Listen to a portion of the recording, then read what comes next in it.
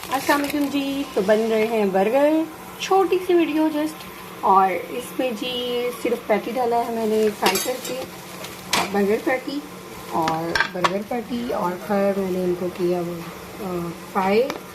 और ये बंद गोभी, इसके अंदर मेयोनेज़ और थोड़ी सी काली मिर्च, थोड़ा सा नमक डाल के सैलड सा बना लिया।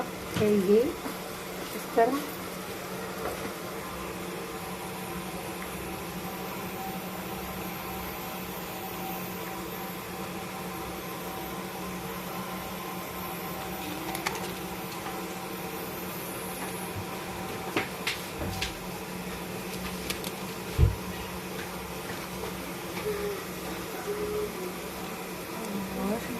ये जी बर्गर जो है घर पे आप मज़े से रेडी कर सकते हैं।